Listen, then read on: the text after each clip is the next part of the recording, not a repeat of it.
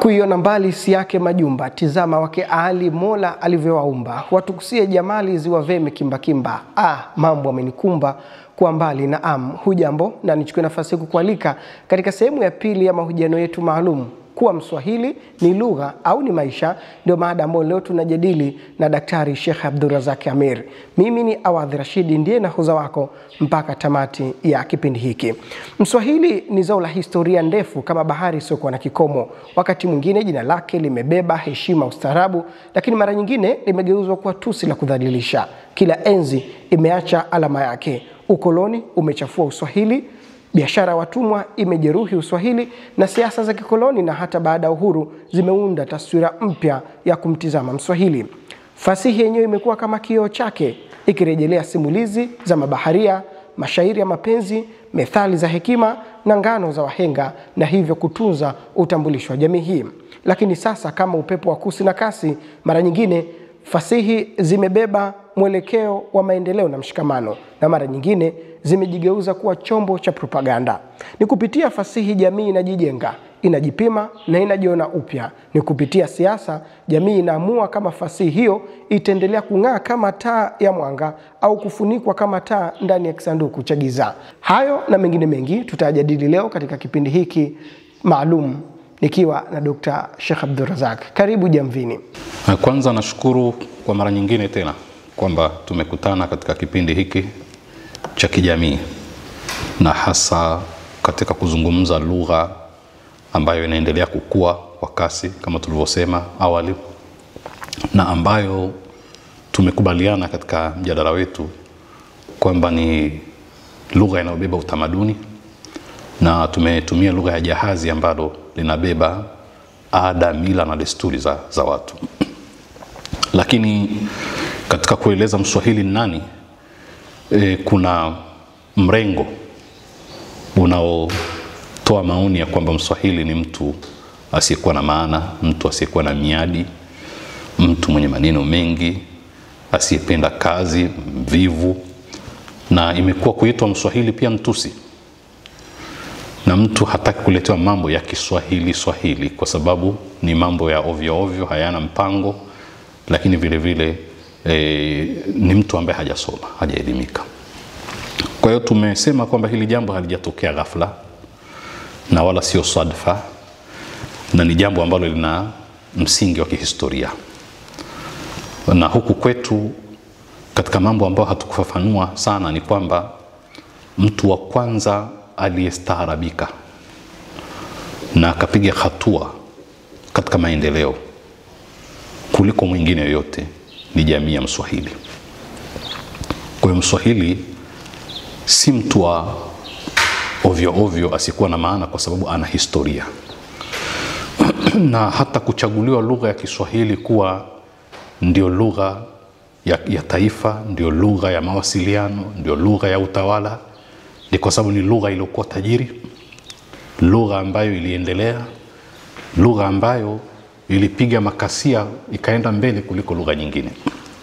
Na sisi tunasema kukua kwa lugha vile vile kunaambatana na kukua kwa maisha ya jamii. Sasa anayejua ukanda wa pwani ambapo ndio makazi ya Waswahili ataelewa kwamba ni kitovu cha kihistoria ambacho kilikuwa na maendeleo makubwa. Mswahili ni mfanya biashara kiasli. Kwa hiyo huku kwetu ukitafuta maendeleo ya kwanza ya miji ilikuwa katika upande wa makazi ya Waswahili. Ukitafuta historia ya makabila mengine huku kwetu miaka 100-200 utakuta ni watu walioishi maisha duni ya kupindukia. Lakini ukienda katika ukanda wa Waswahili, hata ukachukua miaka 500 iliyopita, utagundua kwamba ni watu waliopiga hatua sana katika maendeleo. Na maendeleo yana vipimo vyake. Je, maendeleo ni suala tu la vitu? Hapana, sio vitu tu, lakini vitu vinaweza kuashiria maendeleo, kwa maana miji ilijengwa, lakini vile vile waliendelea katika mambo mbali ya kijamii, kwa maana ya kwamba watu waliishi kama mji, sio kwamba waliishi scattered mbali. Kwa hivyo yale maisha ya kijamii yalikuwa ni makubwa zaidi. Lakini maendeleo ya kiutu, ya kistaarabu, kuvaa mavazi, lugha waliokuwa wakiitumia, vyakula walivyokuwa wakipika, na mpaka leo huku kwetu Mswahili anayedharauliwa bado chakula chake kinaonekana ni kizuri. Sasa chakula kinachopikwa na Mswahili kwa nini ni kizuri? Si kwa sababu ameamua kiwe kizuri mara moja, ni kwa sababu yale mabadiliko yalikuwa ni hatua kwa hatua ya maingiliano ya watu na manunuzi ya biashara za spices, viungo mbalimbali, na kuingia watu wa jamii mbalimbali. Kwa hivyo hata chakula cha Mswahili kinaashiria maendeleo ya Mswahili kwa sababu ya ile interaction kubwa. Kwa hivyo Mswahili ni mfanyabiashara wa kimataifa wa miaka 1000 kadhaa zilizopita. Hawezi kuwa ni mtu mshenzi tu wa ovyo ovyo. Lakini vile vile neno mstaarabu natokana na Arabu, kwa sababu Waarabu wana mchango mkubwa sana katika kukua kwa Mswahili. Na nikisema kukua na maana ustaarabu wake kukua, kwa sababu waliazima baadhi ya mambo kutoka nje. Wewe ukitizama lugha ya Kiswahili ina maneno ya Kiajemi, ina maneno ya Kijerumani, ina maneno ya Kireno, ina maneno ya Kiarabu, ina maneno ya Kihindi na Kiajemi, hasa wa Shirazi. Hii ina maana kwamba hayakuja maneno matupu. Kama lilikuja neno meza, basi lilileta na meza, ile meza ikawepo. Kama lilikuwa ni neno mathalan mahindi, basi na kile kilichowakilishwa kilikuwepo. Kwa hivyo yale maneno yalokuja mapya, kwa sababu lugha ni tajiri, lugha zote zinajitosheleza. Lakini ukiona lugha imeazima, haiazimi neno tu, inaazima kama ni teknolojia, na yenyewe itaambatana, kile kinachowakilishwa na lugha kitakwepo. Kwa hiyo ni lugha pana. Mswahili lugha yake ni pana. Hata sasa hivi ukichunguza utagundua lugha zetu za kienyeji zinamezwa na Kiswahili. Na Mpare wa kisasa Mwasu sasa hivi ana maneno mengi ambayo yametawala Kiasu ambayo ni ya Kiswahili. Kwa sababu lugha tajiri zaidi yenye teknolojia kubwa, lazima kuwe na msamiati unaowakilisha ile teknolojia. Na nataka teknolojia ieleweke, teknolojia maana yake. Kwa sababu kama watu wana ugunduzi wa chuma, basi maana yake ni kwamba waliendelea kiteknolojia ukilinganisha na wengine, walikuwa mbele na walikuwa na msamiati wa ziada kuliko wengine. Kwa hivyo Mswahili ameendelea kabla ya mwingine. Mswahili amevuka hatua hiyo akawa mstaarabu pale alipotaka kuiga mambo ya Mwarabu, akayachukua katika vyakula, katika mavazi, katika namna ya kuoa, katika namna ya kuingilia. Kwa hiyo akastaarabika. Kwa hiyo alitangulia katika civilization. Na katika vigezo vya civilization ni kujengwa kwa miji. Sio mjarrad wa kujengwa tu nyumba zikawa na majirani, lakini hata muundo wa majengo yake umekwenda ukikua. Wakati wengine wako kwenye msonge, wao walikuwa wamekwenda mbali zaidi. Sasa kama Mswahili ni huyu, tutafute kwa nini amedharaulika, wakati historia yake ilikuwa ni hiyo imetukuka. Na pengine Dokta, zipo mitizamo ya kikabila, kidini na hata kihistoria ambayo imechangia sasa dhana ya Mswahili kuwa tusi ipatikane? Mimi siwezi kusema kwamba haihusiki. Kwa sababu gani? Wakati ambapo alianza kwanza Mswahili alivamiwa sana na ustaarabu wa nje na makundi ya nje. Kwa mfano Mreno amemvamia Mswahili, akataka kumtawala kwa nguvu, mpaka hapo na mapigano mbalimbali. Na kutokana na uhusiano wa Mswahili wa kimataifa, alihitajia jamii ya Kiarabu kuja kumsaidia kumuondosha Mreno. Sasa maana yake ni kwamba uvamizi wa kijeshi, uvamizi wa kitamaduni, uvamizi wa kiuchumi, haya yote ni mambo yako katika historia ya mwanadamu. Hata wale Wagiriki na Wafursi, Waajemi na Warumi, mambo ya kuvamiana haya yalikuwepo sana. Lakini humvamii mtu tu kijeshi, unavamia na utamaduni wake na kumpokonya baadhi ya mambo na kumvisha mengine. Kwa hivyo siwezi kusema kwamba wazo hilo liko mbali. Kwa sababu gani? Kwa sababu aliyeleta mabadiliko ya karibuni ya haraka ni missionary. Na missionary alikuwa na agenda za kidini, alikuwa nazo. Sasa kwa kuwa alikuwa na agenda za kidini, hatuwezi kusema kwamba hapa kuhusika hapa. Na ndio utaona jambo ambalo nilisema huku nyuma kwamba missionary alipewa mamlaka ya yeye kusimamia sekta ya elimu. Na unapomiliki elimu ya mtu, unamiliki yule mtu, unamiliki bongo lake, namna yake ya kufikiria. Pale Pale alipopewa nafasi ile aliitumia vizuri kwa mtazamo wake kuhakikisha kwamba anafikisha maoni mapya hata katika lugha. Ndio maana mwaka 1930 Januari tarehe 1 1930 ndio kamati ilianza kufanya kazi, ile kamati ya elimu ya lugha. Kamati ya lugha ile, wasimamizi wote walikuwa wazungu, wote wataalamu wa kizungu, kuanzia katibu mwenyewe Mr. Johnson alikuwa ni mzungu, na Waafrika Waswahili walihusishwa tu pale ilipokuwa kuna haja. Kama unafanya utafiti lazima uwe na sample, walitumika kama sampuli tu ya kutoa maelezo ambayo yanahitajika, lakini wenyewe walipanga mambo haya, walikusudia, walidhamiria. Kwa hivyo kulikuwa kuna hisia hizi, na ndio utaona kwamba maeneo yaliyosomeshwa sana yalikuwa ni maeneo ambayo yalikubali umissionari. Lakini nukta nyingine muhimu, fasihi ikavamiwa pia ya Kiswahili. Na mpaka hivi tunavyozungumza fasihi ya Kiswahili imevamiwa, na huu ni uvamizi wa kitamaduni. Kwa sababu sawa tutakubaliana kwamba Kiswahili ni Kibantu au ni lugha chotara, vyovyote itakavyokuwa, kwa sababu kuna nadharia tete. Ala kula hali. Ala kulli hali. Anasema Masamba, Profesa Masamba na wenzake kwamba hizi si nadharia kamili, ni nadharia tete, yani bado changa hazijafikia level ya kuwa nadharia. Tukikubaliana kwamba Kiswahili ni Kibantu au Kiswahili ni lugha chotara, vyovyote itakavyokuwa, lakini Waswahili utamaduni wao kwa wanaume ni kuoa zaidi ya mke mmoja. Wana utamaduni huu, na ni utamaduni wa Kibantu vile vile. Fasihi mpya imekuja kukemea haya mambo, na unaweza ukasema itadharauliwa, lakini ukweli haidharauliwi, inaingizwa rasmi katika mfumo wa elimu. Ndio maana tunasema Kiswahili si lugha tu, ni utamaduni. Unapotumia fasihi kukemea utamaduni wa Mswahili, unaathiri uswahili wa Mswahili, na hili jambo lifahamike sana.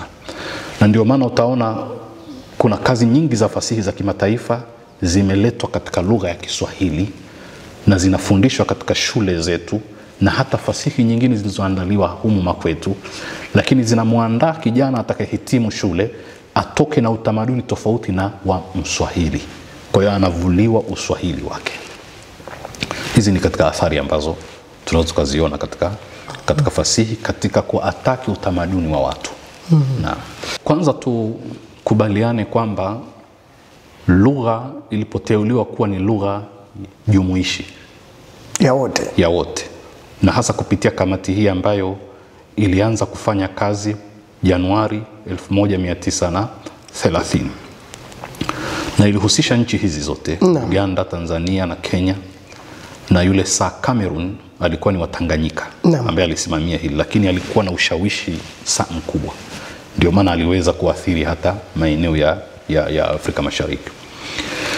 Ukweli hasa lengo lilikuwa ni kuwa na lugha moja ambayo itakuwa rahisi kupeleka kile kinachoitwa hegemoni yako, utawala wako, mamlaka yako itakuwa ni rahisi kuwafikia watu ikiwa kuna lugha moja. Na katika watu ambao walitumika sana ni askari, na lugha ikawa ni moja ya kuweza kuwa control. Sasa walipotumika kumdhulumu mathalan mtu wa mkazi wa kawaida, na ile lugha ikawa ni lugha jumuishi baina askari, obvious chuki inatokea kwa hilo. Lakini ninachotaka kusema ni kwamba hata watawala wetu walipokuja sasa baada ya uhuru, waliona dharura ya kuwa na lugha moja. Kwa hiyo kinachogomba si lugha, ni matumizi mabaya ya ile lugha katika utawala. Ndilo tatizo hilo. Kwa hivyo Kiswahili kilirudi nyuma kiasi gani? Kwa hakika kama kiongozi wa kisiasa anataka awafikie watu, aweze kupata kundi kubwa la wapambanaji katika jambo analolipigania, akiwa na lugha tofauti tofauti hawezi kufanikiwa. Lakini kuibuka kwa baadhi ya viongozi wa kisiasa wadogo ambao wanataka kupambana na yeye, wanaweza kutumia nafasi ya kuichafua lugha inayotumika ili yule asipate mamlaka yake. Na ndio maana utaona makundi mengi yalotumia lugha zao za kienyeji katika mapambano ya Uganda, Kenya na mahali pengine na kuibuka ukabila, ilikuwa ni katika kuvuta zile jitihada za kiutawala nyuma, ili wasiweze kufikia hatua ya kuweza kutawala jamii yote kwa ujumla. Lakini ukizungumza kuhusu utumwa kwa hakika pia unahitaji kuelezwa, kwa sababu halikuwa tatizo la Mwarabu, wala halikuwa tatizo la Mswahili, wala halikuwa tatizo la Mbantu. Lilikuwa ni tatizo la kimataifa.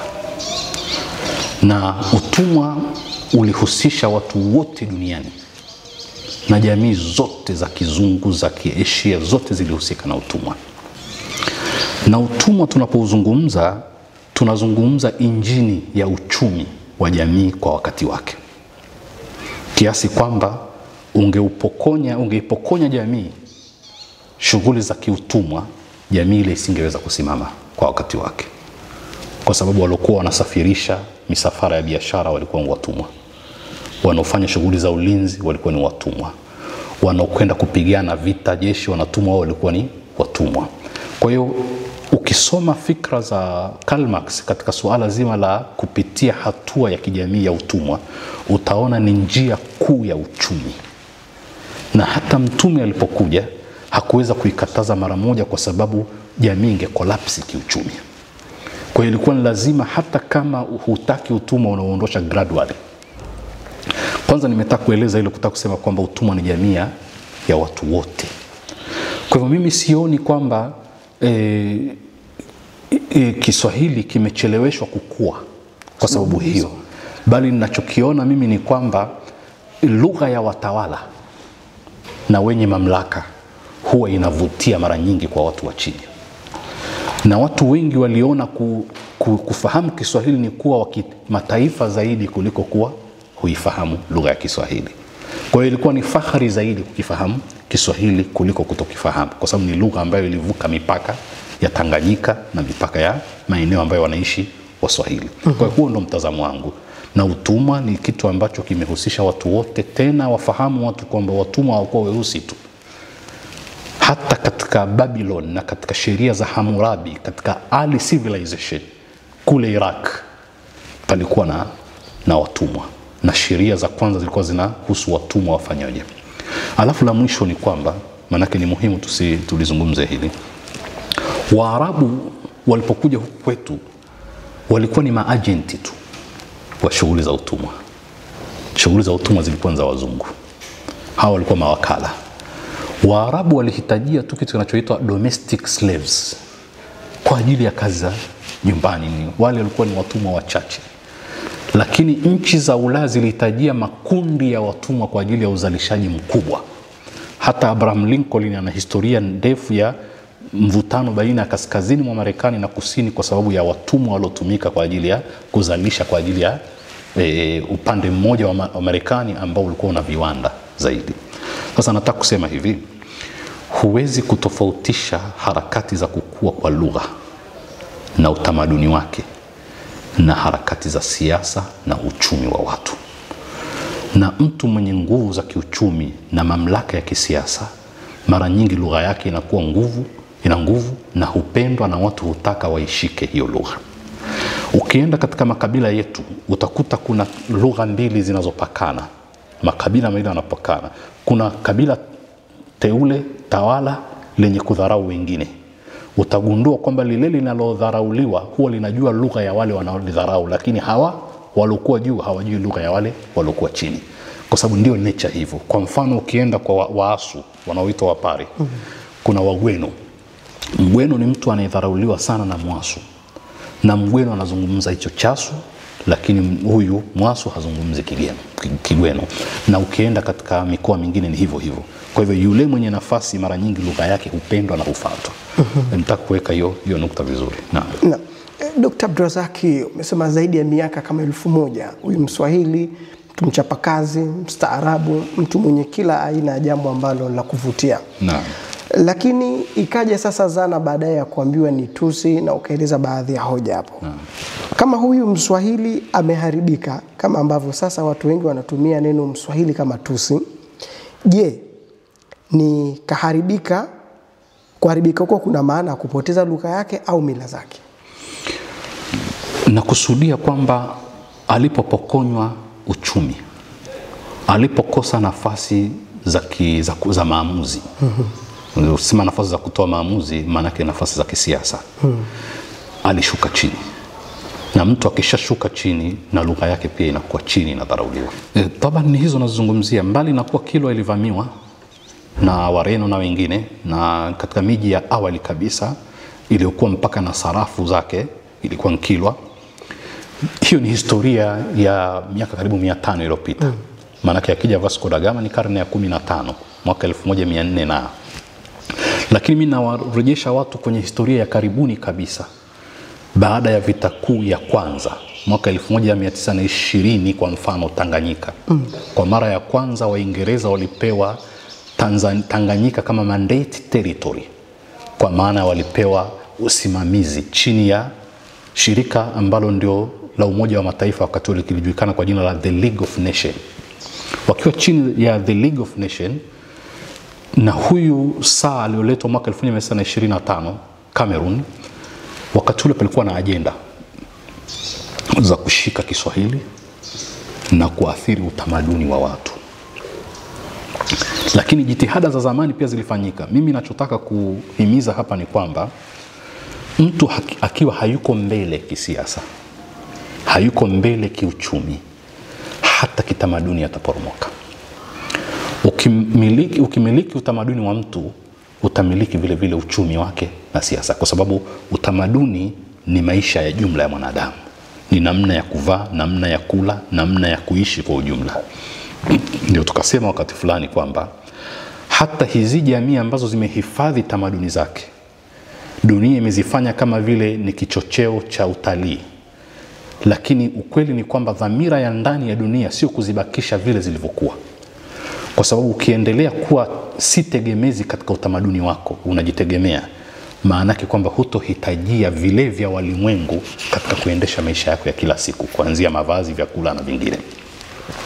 Kwa hivyo nasisitiza tu kwamba kuporomoka kwa Mswahili kunahusiana kiasi kikubwa sana na nafasi yake kijamii iliposhuka. Kwa sababu baada ya kuisha kwa ukoloni, kwa mfano Waingereza walipewa Tanganyika kwa ajili ya kuisindikiza ipate uhuru. Sawa sawa. Ndio maana ya mandate territory. Waliisindikiza vipi? Kwa elimu. Elimu ilitoka wapi? Kupitia mfumo wao wa elimu. Ule mfumo wa elimu ulimwandaa nani? Lile tabaka la Waswahili ambalo ndio la kwanza kujua kusoma na kuandika, japo waliandika kwa herufi za Kiarabu. Ndio wasomi wa kwanza, ndio watu walioendelea katika taaluma nyingine zote, ndio walikuwa na teknolojia ya kwanza kuliko wengine. Walikuwa marginalized, yani walitengwa. Waliotangulia kielimu wakawa wengine. Obvious, mambo yakija sasa ya kiutawala, hauwezi kumchukua huyu ambaye hakupitia katika mfumo ule wa elimu. Utambulika kama mfumo rasmi sasa. Na pale ndipo walipoanza kuachwa. Na huu ni ukweli wa historia juzi tu. Lakini nukta nyingine ambayo mimi napenda tuelewe kuhusu Mswahili, utamjua mtu ni mshenzi au ni mstaarabu, kwa sababu ushenzi ni kinyume cha ustaarabu. Ana mambo ya kishenzi, ana mambo ya kistaarabu. Utamjua kupitia utamaduni wake, na utamaduni unahifadhiwa na mithali, misemo, fasihi kwa ujumla, na nahau. Nahau ni yale maneno ambayo yana maana za kificho. Utakuwa na nahau zake. Sasa ukienda kwa Mswahili, misemo yake itakuonyesha ni mtu aliyehimiza kazi na aliyeheshimu kazi. Mfano unaposema mgaagaa na upwa hali wali mkavu. Upwa ni pwani. Maana yake ni kwamba hata asiyekuwa na kazi na atoke, kwa sababu akitoka atarudi na chochote. Sasa akihimizwa katika msemo huu kwamba atoke hata kama hana kazi maalum, lakini asikae. Na mfano misemo hii ni mingi sana katika Kiswahili. Mguu kutoka tumekoombea. Naam, kwa maana kwamba ukitoka utapata chochote. na mtu anatembea bure si sana anakaa bure. Kiswahili nasema si sawa sawa ukikaa wewe bure na ukatoka lakini huna jambo lolote, huna kazi, si sawa sawa, kwa sababu kutoka kwa lugha ya Kiswahili kuna baraka na unaweza ukapata riziki. Na mimi nimeweza kunoti baadhi ya hata ya misemo hii kwamba bahati haiji mara mbili. Anaelimishwa Mswahili kwamba ukipata fursa itumie vizuri, kwa sababu fursa ile haiwezi kupatikana mara mbili. Lakini utaona mtakacha uvunguni sharti ainame. Mswahili anaambiwa kwamba unapotaka mafanikio lazima ufuatilie zile njia zinazoweza kukusindikiza kupeleka katika mafanikio. Sasa unajua ukisoma literature ya Kiarabu utajua maisha ya Kiarabu, mashairi yao utaona yana mambo ya vita, yana mambo ya mapenzi, utajua hii jamii ilikuwa na tabia gani. Kwa hiyo ile misemo na fasihi inakupa ni kivuli kinachoakisi maisha yao ya kila siku. Mswahili alikuwa anahimizwa kuhusu kufanya kazi, na kwamba kufanya kazi kuna maana, kuna baraka zaidi. Kwa mfano Mswahili anaposema mkono mtupu haulambwi, wengine wanasema haulambwi. Maana yake nini? Ni kwamba huwezi kufanya chochote, huwezi kupewa chochote kama hujafanya chochote. Unawajibika wewe, kusubiri vya bure haifai. Lazima uwe umefanya jambo ili upate jambo. Lazima ustahiki ndio kupata heshima yako. Naam, lazima uwe umestahiki. Sio umestahili. Sio umestahili, umestahiki. Lakini vile chema cha jiuza, kibaya cha jitembeza, kwa maana ya kwamba unapokuwa umefanya mambo ya kufaa, ya mafanikio mazuri, yale mambo huvuta mambo mazuri. Kama ni biashara huvuta wateja zaidi. Na hii maana inakupa taswira ya kwamba umakini katika jambo na ubora katika jambo unalolifanya ni kitu muhimu. Kwamba usifanye kazi tu, lakini kuna kufanya jambo kwa umahiri na kwa ubora ili kuhakikisha jambo lile linaleta athari ya kijamii. Sasa hii ni mifano tu michache. Ukienda kutafuta katika lugha za Kiswahili, katika misemo ya Kiswahili utagundua kwamba ni mingi sana, na inaashiria kwamba Mswahili katika utamaduni wake alikuwa anahimiza kazi na anaamini kwamba kufanya kazi ndio kuleta mafanikio kijamii. Kwanza, eneo la fasihi ndio eneo ambalo tunaweza tukaona utamaduni kupitia lugha, kwa sababu fasihi ni kazi ya ubunifu, lakini kazi hii ya ubunifu inatumia lugha. Kwa hivyo kumbe basi katika lugha kuna ubunifu, na fasihi inafanya lugha iwe na mvuto, na ikishakuwa na mvuto ilete athari kwa yule ambaye amevutika nayo.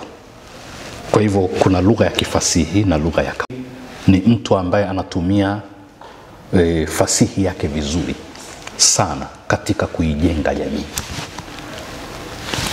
Fasihi inahusisha mambo mengi sana. Naam. Riwaya, tamthilia, matumizi ya lugha. Na fasihi hasa lazima fani itumike, na hapa penye fani ya lugha ndimo ambamo kuna tamu ya lugha, kwa sababu lugha ambayo haina fasihi ni lugha haina mvuto. Fani ndio mjengo ule. Fani wengine wametoa mfano ni kama vile, kwa sababu kuna fani na maudhui, kwamba maudhui ni chai ninayotaka kunywa, lakini naiweka katika kikombe gani?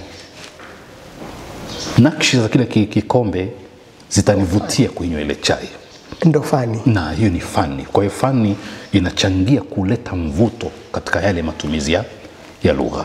Lakini lengo si mvuto tu, ni kumwathiri mtu. Na mimi hutoa mfano mara nyingine. Kwa mfano, mtu anaposema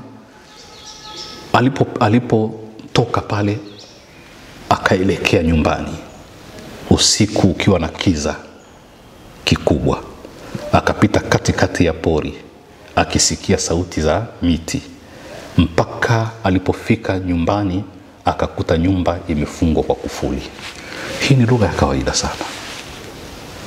Mimi nataka kutumia maneno mawili tu, lakini akapita katikati ya kiza kinene. Kwa kiza kiwezi kuwa kinene, lakini akaita kinene.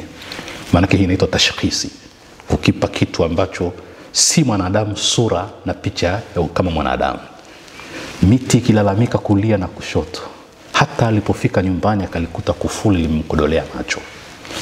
Sasa kufuli aliweza kukodoa macho, lakini lugha hii ya sitiara, ya tashkhisi, ya tashbihi huwa inaleta mvuto fulani. Naam. Lugha za nahau, kwa mfano unazungumza habari ya kula chumvi nyingi, mtu maana iliyojificha inajulikana kwamba maana yake ni nini. Na mfano mwingine mwingi utagundua kwamba inatumika kwa ajili ya kuleta mvuto, lakini kuleta athari, kwa sababu kazi za fasihi za kiubunifu lengo lake kubwa ni kujenga jamii. Ukiingia katika fasihi ya watu ukaiharibu, ndio maana yake umebomoa ile jamii. Ndio maana nikakwambia fasihi za kisasa tumeletewa fasihi mpya ambazo hazina Uswahili, tabani hazina hata Uafrika. Ina maana mtu akitoka pale, sinema ni fasihi.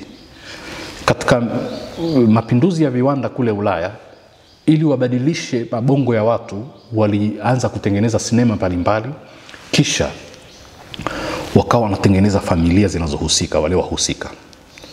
Zile familia, kulikuwa kuna familia extended, familia hata kama ni single parent family, lakini yenye watoto wengi pana. Lakini inaonyeshwa ni duni kwenye sinema ile. Alafu ile familia ya baba, mama na mtoto mmoja inaonyesha ni familia inaishi kwa raha sana, ina uwezo mkubwa sana, na ndio inayowaajiri hawa. Na hao wenye familia kubwa wani watu ambao wanatafuta mkate wao kwa tabu, lakini raha wanaoishi kwa upendo wale, sinema inavyoonyesha inamfanya mtu akitizama akimaliza atamani kuwa na familia kama ile, achukie kuwa na familia kama hii. Hiyo ndio kazi ya ubunifu, inakufanya uchukie utamaduni wako, upende wa mwingine. Na ndio fasihi ya Kiswahili sasa hivi imevamiwa. Tumesema mambo ya ukewenza, lakini sasa hivi watu hawajui kwamba hata Jerry na Tom and Jerry ni kazi yake sana, na ni fasihi na ina athari katika malezi. Masala ya visasili yamekwisha. Hakuna wakati wa kukaa na watoto ukawasimulia ukatamba. Naam Tayyib, baadaye kumejifunza nini? Sema hapo zamani za kale palikuwa Naam Tayyib, hayapo, kwa sababu katuni zimechukua nafasi ile. Kwa hiyo tukizungumza ule uvamizi, tunazungumza katika sekta hizo. Na mtoto alikuwa anajua baada ya kuburudika na kisa cha fisi, alikuwa anafahamu hatimaye kwamba fisi ana tamaa sana, na tamaa sio tabia nzuri. Lakini alijifunza kwamba werevu na umahiri ni muhimu, kwa sababu sungura alichorwa katika picha ya kwamba ni kiumbe mahiri, mjanja. Kwa hiyo alikuwa anapata ile entertainment, burudani, lakini anajifunza maadili. Hivi vyote vinaanza kutoweka katika fasihi ya Mswahili. Maana yake ni kwamba Mswahili kavamiwa katika utamaduni wake kupitia fasihi. Taban, kwanza tukubaliane kwamba mashairi kwa ujumla yanakuza lugha na kukuza utamaduni. Kwa sababu ni mbinu za kutumia lugha. Fani ndani pale kuna mambo ya kiutu yanaelezwa, kuna namna ya kinahau ya kueleza mambo. Na nataka tuelewane, tunarudia kwamba matumizi ya fani katika lugha ni kurahisisha kupenyeza maoni yako kwa msikilizaji kuliko lugha ya kawaida. Kwa sababu nirudie tena mfano, chakula kinaweza kikapikwa vizuri na kitamu, lakini namna kitakavyopakuliwa kikawekwa mezani kikakufanya ukakichoka. Lakini chakula kinaweza kikapikwa hakina ladha, kama vile ilivyokuwa mahoteli yetu makubwa. Namna kinavyopangwa mezani kikavutia japokuwa hakina ladha. Kwa hiyo hatuzungumzi maudhui tu, tunazungumza wanawasilisha vipi. Fani. Mashairi yana sifa ya uwasilishaji mzuri wenye kuvutia. Uteuzi wa maneno, matumizi ya tashbihi, ya sitiari, ya tashkhisi, haya yote hatutaki kuyafafanua kwa sababu hatuko darasani vile. Lakini lugha za kificho ambazo si za wazi. Na ndio maana utaona mtu anaweza kutoa mashairi watu wakapata hamasa, wakapata mori na midadi kwa kuona maneno yalivyopangika na namna ambavyo yanapenya. Wakatunza. Sasa lengo ni nini? ni kuwasilisha kitu kivutie, kwa maana kama vile unapoingia hotelini ukapenda namna chakula kilivyopangwa ukakitamani. Yeah. Kama ambavyo utapenda juisi kwa sababu ya glasi, chai kwa sababu ya kikombe kilivyopambwa. Ndio. Sasa pale ndio kazi ya fani. Lakini sasa tahadhari kubwa ni kwamba mashairi ya kiasili yanapotea na kutoweka kutokana na kupotea kwa lugha ya asili. Kuna mashairi ya kimapokeo. Ndio. Na kuna mashairi yanayoitwa ya kizazi cha sasa. Ambayo hayana vina, hayana mizani. Maana yake ni kwamba yatakwenda afikie mahali yapoteze ile tamu ya lugha. Sababu tunasema tamu ya lugha inapatikana katika fani. Tukiwa na mashairi ya kisasa, ndio, ambayo hayana vina, hayana mizani, mradi liimbike wanasema. Ndio. Maana yake ni kwamba ile tamu ikishapotea, uwezo wa kuathiri, ndio, yule anayesikiliza, anayesimuliwa unakuwa ni mdogo zaidi. Ukiwa ni mdogo ni kwamba kazi sasa ile ya lugha kuathiri inapotea. Naam. Naam. Ni athari kama tulivyoeleza. Sitaki kutaja majina ya baadhi ya kazi za fasihi. Ndiyo. Kuna mwanafasihi mmoja wa Zanzibar ameandika kazi ya kifasihi inayokemea ukewenza. Mimi nataka niwaambie kitu kimoja ambacho watu hawafahamu. Malengo ya millennium yalipokwisha 2015 yalikuja malengo ya maendeleo endelevu, Sustainable Development Goals. Yale malengo ukiyasoma yote ni mwongozo wa kimataifa wa kwamba jamii ziwe vipi. Suala zima la usawa wa kijinsia kwa mtazamo wa kimagharibi unapenyezwa katika taaluma pia, kwa sababu lengo ni kumuibua mtu ambaye atakuwa na mambo hayo. Nadhani tunaelewana hapo. Ndio. Sasa ule usawa wa kijinsia ukishaingia katika taaluma, na fasihi nayo inaathirika. Shaona? Ndio. Demokrasi pengine si kitu kibaya, lakini hatukubaliani na kila kitu katika demokrasia, kama ambavyo hatukatai kila kitu. Lakini kama ikiwa ndio mnada wa kimataifa unanadi demokrasi, maana yake ni kwamba syllabus zetu zitakuwa zinatutaka tutengeneze familia inaitwa democratic family vile vile. Nataka kusema yale malengo ya kimataifa, dunia huhakikisha kwamba mitaala yetu vile vile inalenga kule kumtoa mtu mwenye maoni kama yale ya kimataifa. Sasa suala la ukewenza limezungumzwa sana, lakini utamaduni kwa ujumla wa ndoa za watu umeathiriwa na serikali zetu, na hiyo ni dhana ya usekula. Usekula umeathiri kiasi kikubwa maisha yale ya asili ya kwetu. Ndoa ya Mswahili ina vitambulisho vyake, lakini ndoa ya serikali ina vigezo vyake, na kuna wakati panagongana baina ya Mswahili na dola, usekula na utamaduni wake. Anapokufa Mswahili, ile mali yake na vile alivyoviacha vina utamaduni wake, lakini na serikali nayo ina utamaduni wake. Panakuja kutokea mgongano. Lakini serikali ni ya kwetu, si tabu. Tatizo ni pale inapokuwa na yenyewe imeazima kutoka katika nchi za kimagharibi ule utamaduni na kuuleta. Nataka tuelewe kwamba haya yote ni mambo ya kitamaduni. Kwa hivyo kuna maneno yatapotea. Neno mirathi la kwetu. Mimi nishakwambia wakati fulani kwamba Mswahili akisema hija ana maana yake. Sasa misamiati hii ikishaenda ikatumika na dola, lakini kwa maana za kidola, pale patakuwa na mgongano baina ya utamaduni wa Mswahili na mamlaka namna ambavyo inaendesha mambo. Ukitaka mfano mdogo tu, tizama wanasiasa wanavyosafiri na waimbaji. Ndio. Tizama namna waimbaji wanavyojua kwamba soko zuri liko katika kumtengeneza mwanasiasa kwenye jamii.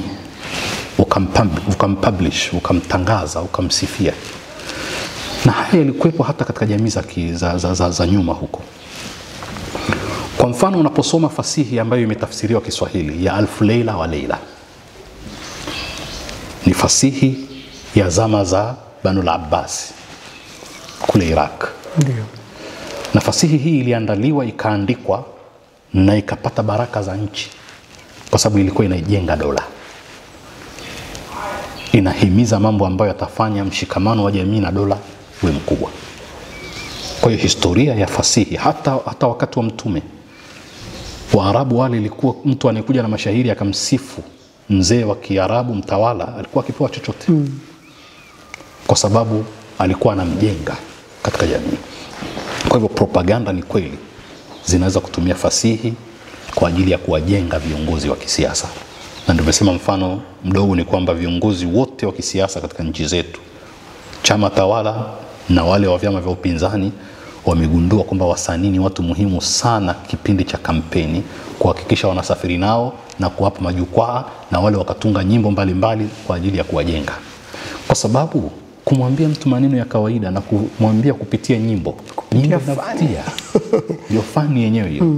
Kwa hivyo ni kweli maneno ya mzee Khatibu ni kweli na inaendelea kutumika na itaendelea kutumika sana. Imewahi.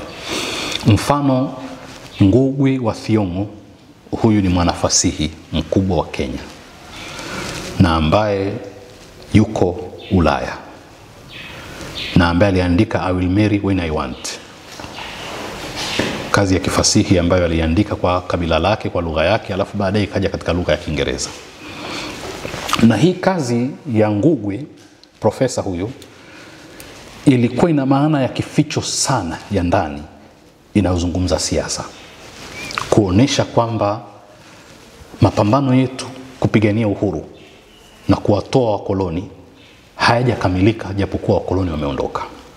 Kwa sababu lile ambalo tunalipigania, amekuja Mwafrika hajatufikisha katika malengo, amekuwa yeye ima ni wakala wa mkoloni au anafanya yale ambayo tulikuwa tunapambana dhidi yake pindi mkoloni alipokuwa koloni mweusi. Naam.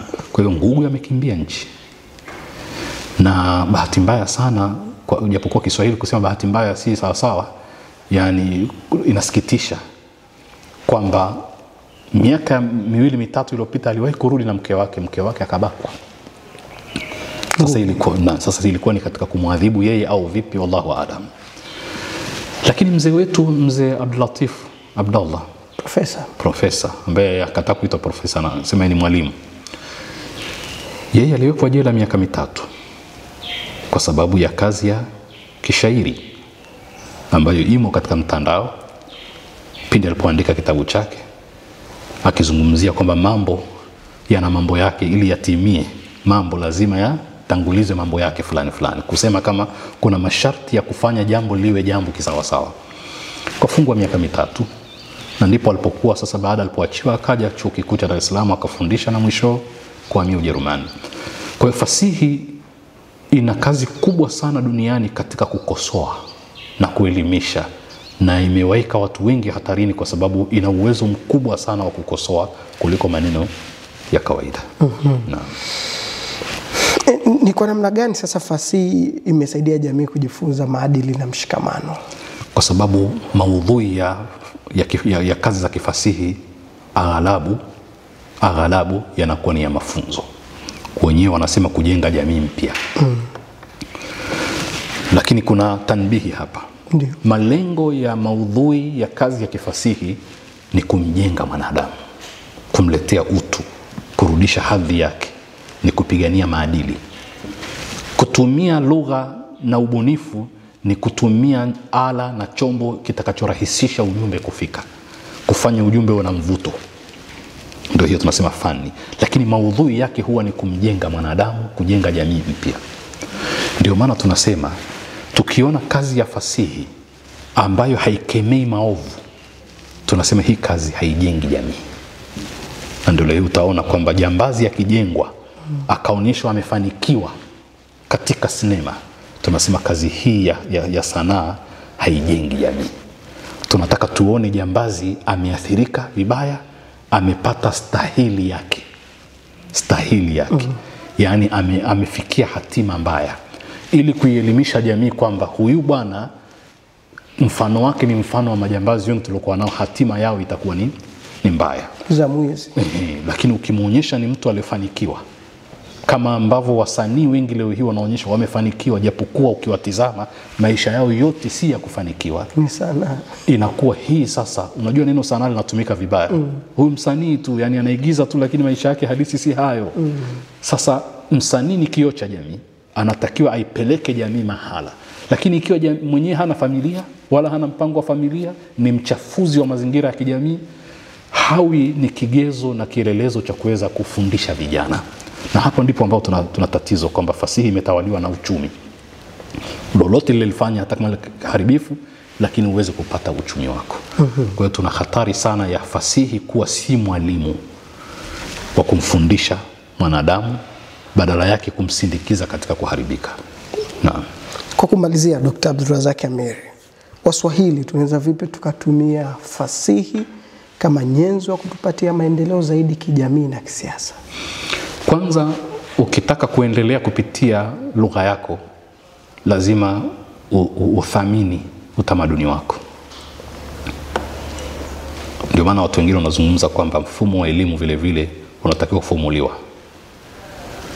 Ukiwa wewe lugha yako yenyewe kwa makusudi wewe unaipiga teke, unafadhilisha lugha nyingine, ile lugha haitokubeba kwa sababu wewe huibebi. Tukitaka sisi Kiswahili kitubebe, tuhakikishe kama wanavyofanya wengine kwamba hata elimu za vyuo vikuu, of course hauwezi kuanza mara moja vitu hivi, kwa sababu kuna nchi zetu zinazoamini kwamba Kiswahili ni lugha ya taifa, lakini katika maisha ya kawaida hakuna Kiswahili. Mimi mwenyewe ukinitaka nizungumze kipindi cha saa moja bila kutia maneno ya Kimombo, nitahitajia kujitahidi sana, kwa sababu sisi tunakipiga teke Kiswahili. Kwa hiyo ili kitubebe ni lazima tukibebe. Tutumie msamiati wa Kiswahili pale ambapo hakuna dharura ya kutumia mingine. Tukitukuze mpaka mtu wa kawaida aone Kiswahili ni ajira, Kiswahili ni maisha, Kiswahili ndio kila kitu. Kama anavyofanya Mchina katika lugha yake. Wala hajali kwamba mara nyingine hajali hata soko la nje, atakuwekea tu maneno ya Kichina. Na ukienda ukaingia katika vyuo vikuu vyao, lazima usome lugha yao. Hata kama umeenda kusoma udaktari, utasoma lugha yao. Na yeye atakuwa profesa kwa lugha yake. Na Warusi ni hivyo hivyo, Wafursi ni hivyo hivyo. Kwa hivyo hakuna mtu anayeweza kukua akaendelezwa kupitia lugha yake kama hajaibeba yeye akaiweka mbele. Kwa hiyo Waswahili tunatakiwa turudi nyuma. Na mimi naamini kwamba watoto wanaozaliwa sasa hivi watapoteza Kiswahili zaidi kuliko sisi. Nisema siku moja kwamba hii mbuzi ya kukunia nazi itasahulika, kwa sababu majumba yetu hayakuni nazi, wala watoto wanaozaliwa sasa hivi hawajawahi kuiona mbuzi ya nazi. Wewe unaona ni kawaida, au wanakuna blender, hawajawahi kuiona, na wakienda sokoni siku hizo wanapewa nazi zimeshakunwa, au wananunua supermarket nazi ambayo ishakunwa.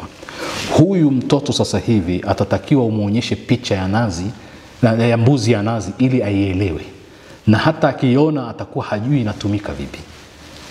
Mbali na hivyo, tulikuwa tunachezea vitu zamani sisi wanaita kite watoto. Mimi nimemuuliza kijana wangu akiwa mkubwa kabisa, naambia inaitwaje Kiswahili? Anasema sijui. Naambia inaitwa tiara. Naam, kufika hapa tuna la ziada. Waswahili wanasema kukunjika kwa jamvi si mwisho wa maongezi. Kwa hakika safari ya Mswahili nafasi yake ni bahari yenye mawimbi ya kupanda na kushuka. Wakati jina la Mswahili liliwahi kutupiwa mawe ya dhihaka, bado lilibaki na kina cha heshima kilichofichwa ndani ya tamaduni na lugha. Fasihi imekuwa kama jahazi lilobeba kumbukumbu, matumaini na sauti ya vizazi. Na kupitia humo jamii inajenga utambulisho wake. Hata pale siasa zilipojaribu kupunguza mwanga wa fasihi au kuigeuza kwa manufaa yake, ukweli ukabaki kwamba fasihi ni pumzi ya jamii na kiini cha mshikamano wake.